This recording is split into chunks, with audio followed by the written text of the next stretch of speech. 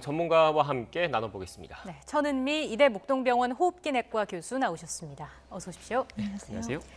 교수님이 신규 확진자 661명입니다. 현재 추세 어떻게 보시는지요? 네, 이제 한 달 전과 조금 비교를 해봤더니요. 수도권하고 비수도권이 딱 100명씩 올라갔습니다. 그래서 한 200명 정도가 늘었고, 그리고 또 하나는 이제 이 중증 환자가 조금 줄었다가 조금씩 늘고 있어요. 근데 이런 중증 환자는 요양시설보다는 일반 확진자가 늘면서 고령자, 기저질환자 중심으로 초기에 치료가 안 되고 있다는 걸 반증하는 거고요. 네.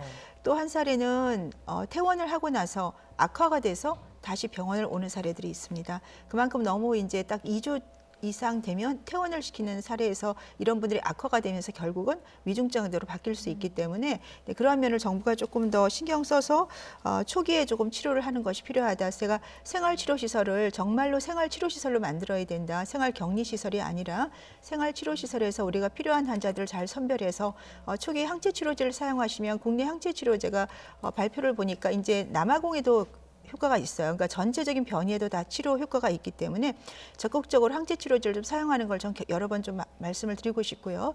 그리고 지금 이렇게 확진자가 늘고 있는데 최근에 사례를 보더라도 이 키트가 이제 오늘부터 사용할 수 있지 않습니까? 네. 그래서 학교라든지 학원, 교회 이런 요양시설에서 적극적으로 사용을 하게 되면 아마 상당 부분 조기에 진단을 할 수 있기 때문에 그 두 가지 자가 키트와 그다음에 항체 치료제를 적절히 사용할 수 있게 정부가 좀 잘 지침을 내려주시면 중증 환자도 줄 수 있고 지금의 확산세도 줄일 수 있다고 생각합니다.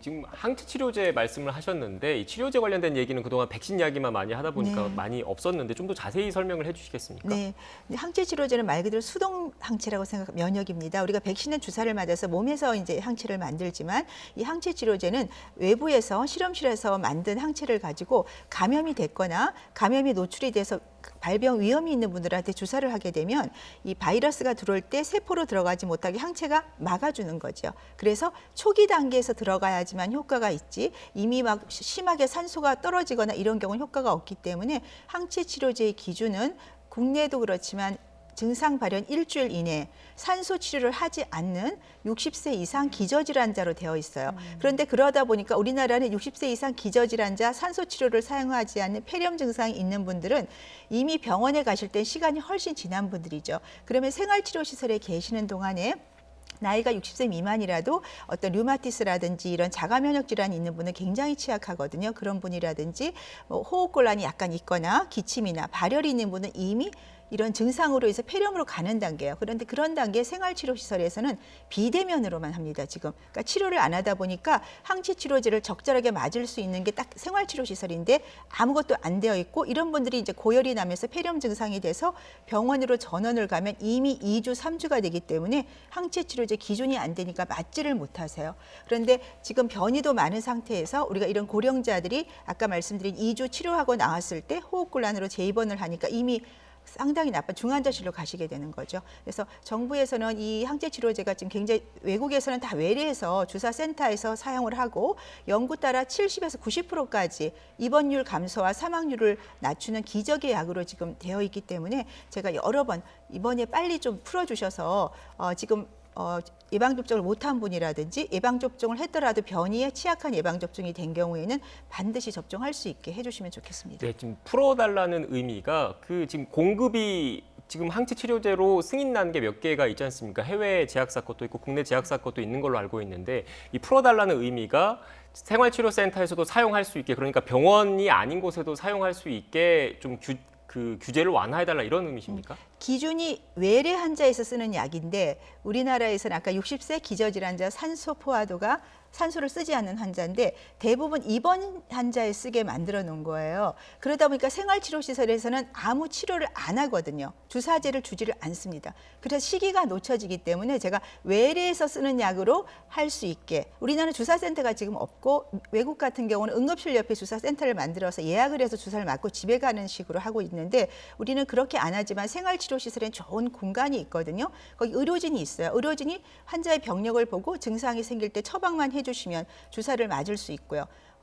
저도 사실은 좀 맞고 싶습니다. 만일에 감염이 되면 그럴 정도로 적극적으로 사용을 하게 되면 지금 많은 분들이 사실 중증으로 가신 분을 제가 뵀거든요. 너무 안타깝고 조금만 우리 의료진들이 신경을 쓰고 정부에서 이 치료제를 사용할 수 있게 해주시면 많은 분들이 사망 안 하실 수 있다고 생각합니다. 네, 그러니까 그 감염 초기에 효과가 더 높으니까 네, 초기 맞습니다. 단계에 있는 생활치료센터에 있는 그 시민들 그리고 감염되신 분들도 네. 맞을 수 있게 좀 개선책이 필요하다는 말씀이신 네, 것 같네요. 지금 노인복지센터에서 감염자들이 나왔지 않습니까? 그분들이 지금은 확진자가 안 나왔대 이 항체 치료제를 투여하게 되면 예방이 됩니다. 네. 그래서 그런 분들도 쓸 수 있게 이미 연구가 다 나와 있기 때문에 조금 적극적으로 치료를 했으면 좋겠습니다. 네. 지금 제가 이렇게 치료제 질문을 계속 드린 게 그동안 백신 이야기는 많이 했는데 네. 좀 더 치료제 관련된 이야기는 많이 못했던 것 같아서 일단 답변을 해주신 김에 제가 지금 추가적으로 네. 질문을 드렸고요. 앞선 질문 연장선상에서 현재 발생 현황에 대해서 다시 한번 좀 질문을 드리겠습니다. 전반적인 추세에 대해서는 말씀을 해주셨는데 지역별로 보면 특히 부산, 울산, 경남 네. 지역이 좀 좋지 않더라고요. 어떻게 보십니까? 네, 아마 그 지금 변이가 지방에서 먼저 확산을 하지만 수도권에도 제가 변이를 감염된 분들을 좀 알고 있습니다. 전국적으로 변이가 확산이 되고 있고 유럽이나 미국도 영국발 변이 때문에 확산세가 늘고 인도 같은 경우는 인도발 변이 자체가 급속도로 확산이 하고 있거든요. 네. 국내에서도 지금 생각한 것보다 훨씬 많이 변이가 지금 나오고 있고 정부에서는 한 9% 정도만 지금 변이를 검사를 한 상태이기 때문에 사실은 조금 더 검사 건수를 많이 늘려야 되고 그다음에 검역에서도 이 변이를 더 차단을 하셔야 됩니다. 영국 변이 자체는 지금 우리 맞는 백신들이 커버를 하고 있지만 남아공 변이나 인도 변이는 지금 사실 아스트라제네카 같은 경우는 상당히 약해요. 맞기가 어렵기 때문에 그러한 점도 고려해서 최대한 이 변이를 차단해야 될 것 같습니다. 네, 제가 지금 그래픽으로도 보여드렸고 교수님께서도 말씀을 해주셨는데 9%를 분석한 결과 그 89%의 영국 변이가 확인이 됐다고 밝혔습니다. 네. 울산시에서 말이죠. 울산에서 영국 변이가 좀 우세종이 됐다 이렇게도 분석을 할 수 있는 그렇죠. 건가요? 지방에서 퍼지기 시작한 거 왜 영국 변이가 우세종이냐면 유럽과 미국이 다 영국 변이가 대부분이에요. 그러니까 대부분의 우리나라 입국하시는 분들 중에 많은 애가 미주라든 유럽에서 오시는 분들이 많기 때문에 국내에도 영국 변이가 많은 것이고 전파력이 60에 70% 정도 더 높기 때문에 기존의 우한 바이러스보다 훨씬 감염력이 높고요. 네. 지금 역학관계로 변이 감염이 된 분들이 거의 93%가 영국발 변이입니다. 그래서 앞으로 영국발 변이뿐 아니라 사실은 남아공이나 브라질, 인도 변이가 저는 더 문제가 될 거라고 생각합니다. 네. 자가검사 키트 앞서 그 박상현 앵커도 직접 시연을 했는데 그 서울시 같은 경우에는 제한적으로 학교에도 시범 도입하는 방안이 지금 추진되고 있다고 하더라고요. 효과가 있겠습니까? 네, 학교에서는 우선 검체반을 이동해서 무증상자나 본인이 원하는 교직원 학생들을 검사를 하고 이 자가진단 키트는 아마 제한적으로 자가검사 키트. 사용을 하실 것 같아요. 우선 그 100명 정도의 기숙사가 있는 학교라든지 운동부들이 이제 과격하게 이렇게 마주하니까 운동부가 있는 학교에 사용을 하는데 지금 학생들이 감염이 엄청나게 많죠. 거의 3,000명 이상 감염이 네. 되고 있는데 사실 영국에서 그 굉장히 좋은 자료를 그때 말씀을 드렸습니다. 이 자가 진단 키트는 말 그대로 본인이 하는 거기 때문에 집에서 검사를 해서 학교를 갈지 학원을 갈지 결정을 하는 게 가장 좋아요. 그러니까 집에서 일주일에 2번 정도 본인이 검사하거나 어린아이들은 부모님이 검사를 해주시면 되고 음성이면 학교를 가고 양성이면 바로 PCR 검사를 해서 자가격리를 하거나 생활치료시설에 가면 되겠고요. 학원 같은 경우도 대부분 학생들이 학원을 가기 때문에 학원에서 감염이 지금 나오고 있는 사례도 감염이 되고 감염을 주고받는 게 또 학원이기 때문에 학원에서도 이 자가키트를 이용하시면 굉장히 유용하게 사용할 수 있습니다. 네. 자, 그리고 오늘 또 발표된 내용이 있습니다. 정부가 현재 방역 단계와 5인 모임 금지를 3주 연장하기로 결정했는데 사실 걱정이 되는 게 5월 달에 또 휴일이 많잖아요. 네. 어린이날도 있고 부처님 오신 날도 있고 괜찮다고 보시는지요? 5월은 이동량이 굉장히 많을 거고 가족끼리 친지끼리 많이 모일 겁니다. 그렇게 되면 지금 걱정되는 가장 큰 것이 무증상 변이 감염이거든요. 네. 특히 젊은 층들은 증상이 없는 게 50%가 넘기 때문에 우리가 모임을 가지는 거 최대한 자제를 해야 되고 정말 가족끼리지만 이제 친척끼리 만날 수가 있겠죠. 예. 그러한 경우에는 물론 마스크는 KF 마스크를 꼭 쓰셔야 되고 식사 모임은 가능한 한 안 하는 게 좋겠고 또 말씀드리지만 모이기 전에 자가키트 검사 한번 하고 모임 하고 나서 한 2, 3일 후에 간격으로 한 번씩 검사를 해주시게 되면 그중에 일부에서도 감염을 확산할 수 있고 그래서 이 자가 키트를 사용하는 게 지금 굉장히 다양하게 쓰실 수가 있어요. 이제 걱정하시는 것이 정확도가 떨어진다. 그렇기 때문에 증상이 생긴 일주일 이내에 2번을 검사해야 이게 90%가 넘게 나오고요. 증상 발현 2주 후가 되면 40%로 떨어집니다. 그래서 제일 중요한 거는 증상이 있을 때 사용하고 증상이 없더라도 무증상 상태에서도 2번 정도 검사하면 50% 이상 확진이 되기 때문에 그러한 점을 잘 이용하면 좋을 것 같습니다. 네, 이 자가 검사 키트와 관련해서 또 그 교수님께서도 전문가시지만 다른 또 좀 우려하시는 분이 있어서 제가 추가적으로 말씀을 드리면 자가 진단 키트라는 말 대신 자가 검사 키트라는 말을 공식적으로 쓰기로 했지 않습니까? 네. 그거 자체에는 의사가 진단하는 의미가 아니라 보조적 수단에 검사하는 것이다. 그래서 결과를 맹신해서는 안 된다라는 그리고 의심 증상이 있으면 자가 검사 키트를 하더라도 반드시 PCR 검사를 받아야 된다라는 점 이런 생각을 가지고 계신 분도 있다는 것을 참고로 말씀드리고요. 연장선상에서 질문 하나 드리겠습니다. 정부에서 이 거리두기 체계 개편과 관련해서 6월까지 신규 확진자가 하루 평균 1,000명 이하로 그 통제가 되면 7월부터는 새로운 거리두기 체계를 개편하는 방안을 검토하겠다 이렇게 밝혔는데 이 1,000명이라는 기준에 대해서는 어떻게 보십니까? 1,000명이라도 이제 6월 말까지는 1,200만 명, 한 20% 정도 특히 기저질환 고령자를 접종하고 나면 확진자는 늘겠지만 중증자가 감소할 거라는 그런 상황에서 정부는 확진자 수를 조금 1,000명까지 늘린 것 같습니다. 네, 그렇지만 우리가 20% 정도가 이 백신 접종을 하더라도 해외 사례를 보면 40% 접종을 한 경우에도 확진자가 늡니다. 왜냐하면 우리가 방역을 느슨하게 한다든지 변이 바이러스가 유행을 하게 되면은 20% 가지고는 확진자를 막을 수가 없기 때문에 네. 정부에서 말씀하신 대로 1,000명 이내로 조정을 하되 방역 수칙을 저는 완화하는 것은 조금 더 그 상황을 보고 결정하는 것이 좋을 것 같습니다.